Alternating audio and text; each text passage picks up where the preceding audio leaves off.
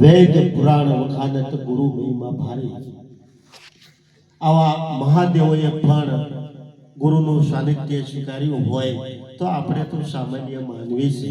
આપણા અહોભાગ કે આપણને આજ સદગુરુ મહારાજ ભેટ્યા છે, સદગુરુનું જ્ઞાન પ્રાપ્ત થયું છે. વેદ અને પુરાણ પણ ગુરુનો મહિમા ગાય છે.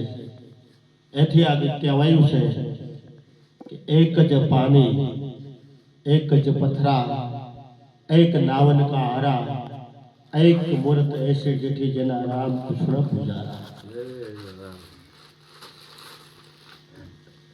कारण के जे काय उत्पन्न थाय छे एवं पाणीनी अपेदाश छे. एक ज पानी, एक ज पथरा, एक नावन का आरा.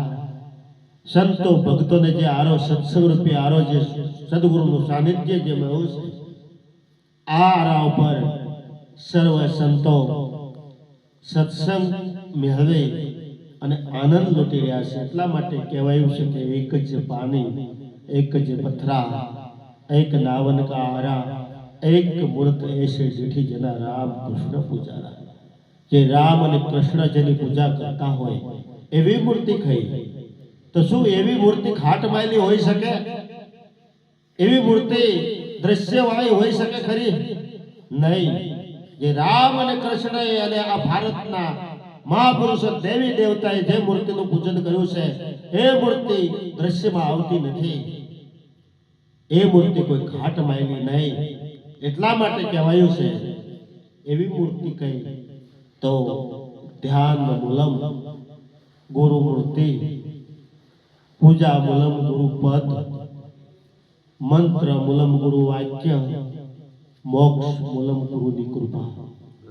ધ્યાન ધરવું તો ગુરુદેવનું ધરવું, બીજું સર્વે પર હરવું, બીજું સર્વે મૂકી દેવું. અને ગુરુરૂપ કેવું છે?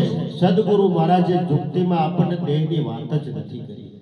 સદગુરુ મહારાજે આપણને આ તનની વાત જ નથી કરી. સદગુરુ મહારાજે દેહથી પર વિદેય તત્વ એની વાત કરી છે. જો સદગુરુ મહારાજ એવી આપણને ભૂમિકા પકડાવતા હોય તો સદગુરુ વિદેહી હોય એવું જરૂર, એ નક્કી વાત છે. માટે ધ્યાન મૂલમ ગુરુ મૂર્તિ, પૂજા મૂલમ ગુરુ પદ. આ પદની પૂજા થાય છે, કોઈ વ્યક્તિની પૂજા થતી નથી. માટે પદ મહાન છે અને એ પદ એવું છે જે પરમ પદ. બીજા પદ જે આવેલા હોય ને એ પદ તો આજ હોય તો કાલે ન પણ હોય, પણ જે પરમ પદ છે, જે ગુરુપદ છે એ અવિરત છે, એ અવિસવ છે, કાયમનું છે. એટલા માટે ધ્યાન મૂલમ ગુરુ મૂર્તિ, પૂજા મૂલમ ગુરુ પદ, મંત્ર મૂલમ ગુરુ વાક્ય, મોક્ષ મૂલમ ગુરુની કૃપા. એટલા માટે કહેવાયું છે કે જે ઘાટે પ્રગટ એની બલિયારી. આ ઘાટની અંદર અઘાટ પ્રગટ છે એની બલિયારી છે. આ ઘાટની અંદર એ વિદેય તત્વ વિલસેલું છે એની બલિયારી છે.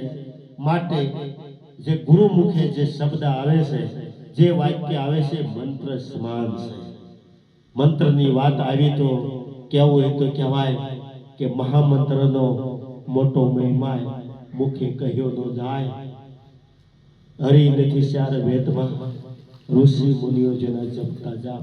જે શબ્દ થકી, જે મંત્ર થકી તમને વિદેયનો ભાવ પ્રાપ્ત થતો હોય, જે મંત્ર થકી પરમ પદ પ્રાપ્ત થતું હોય, એવા જે શબ્દો હોય એ સદગુરુના શબ્દ આખા વિશ્વને લાગુ પડે.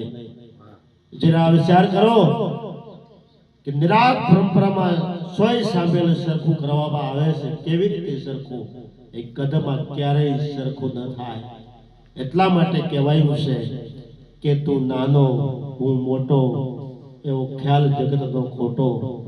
ખારા જળનો તરિયો ભર્યો, મોટા જળનો મીઠા જળનો લોટો, તરસ્યા કાજે તો લોટો મીઠો લાગે. એ મહાપુરુષે ભેદ ખોલ્યો. પણ જેને એવી દ્રષ્ટિ મળી હોય, જેને સમદ્રષ્ટિ મળી હોય ને એ સમાન વસ્તુ જોઈ શકે છે. એટલા માટે આ સદગુરુ એક જ શબ્દમાં સમાન દ્રષ્ટિ કરી દે. દેખાય એવું શું? જ્યારે સદગુરુની બલિયારી થાય, સદગુરુની કરુણા ઉતરે ત્યારે અખિલ વિશ્વમાં એક ગુરુ દર્શન થાય. કામમાં આવે હું એક જ શબ્દમાં આખા વિશ્વને આવરી લે. વસ્તુ એવું શું? એક જ શબ્દમાં આખા વિશ્વને આવરી લે. આ સદગુરુની બલિયારી છે. માટે જ કહેવાયું છે કે નામ રૂપ ગુણથી પર સદગુરુ સાહેબ છે।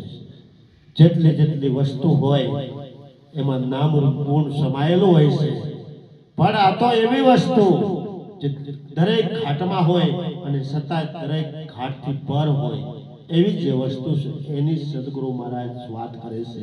માટે વસ્તુ રૂપે વાલો વસીર્યો છે એવી વસ્તુ આપણને પ્રાપ્ત થઈ છે।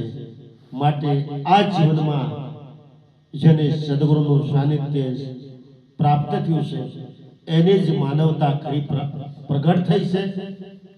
માટે આ જીવનમાંથી આવા દુર્ગુણો મૂકવાની જરૂર, નડતર હોય તો કામ, ક્રોધ, લોભ, મોહ, અહંકાર, આ જે ક્ષત્રિપો છે એ આપણને નડે છે અને એવા વિષયો શબ્દ, સ્પર્શ, રૂપ, રસ અને ગંધ આવા વિષયો આપણને નડે છે। એટલા માટે જ કહેવાયું છે કે ગુરુ હમારા ગારુડી મુझ પર પેટી મેર, મોરો બતાવ્યો મરમનો ઉત્તર ગયા સબ જ્યાં। આવા સદગુરુ ગારુડી મળે તો વિષયનું ચાર ઉતારી દે, અહમનો ભાવ ગાવી દે। માટે આ સદગુરુના ઉપદેશથી આપણને ફાયદો શું થાય? આ સદગુરુના ઉપદેશથી આપણા હુંનો ભાવ ગઈ જાય, આ સદગુરુના ઉપદેશથી આપણા જાતિનો ભાવ મટી જાય, આ સદગુરુના ઉપદેશથી દેહનો ભાવ મટી જાય।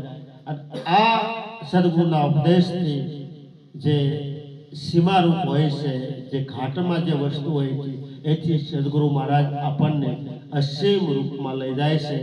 સદગુરુ મહારાજ ક્યારેય આ ભૂમિ ઉપર ન રમાડે, સદગુરુ મહારાજ તો આસમાનમાં લઈ જાય છે।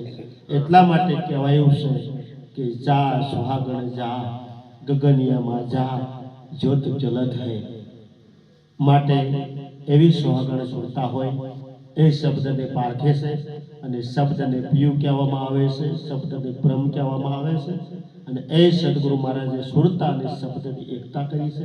આ સદગુરુની બલિયારી છે।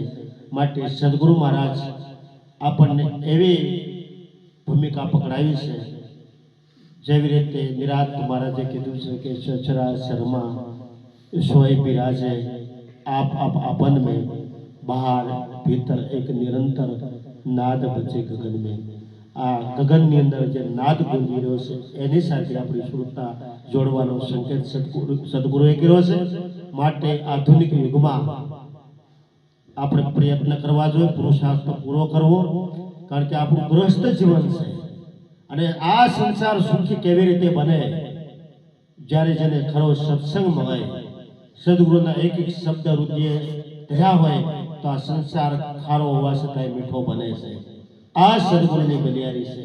એટલા માટે કહેવાયું છે કે મીઠા મીઠા તો સૌ કોઈ પીવે, કડવા પીવે નહીં કોઈ, જો એકવાર કડવા પીવે તો સબસે મીઠા હોય। એ કડવું એટલે શું?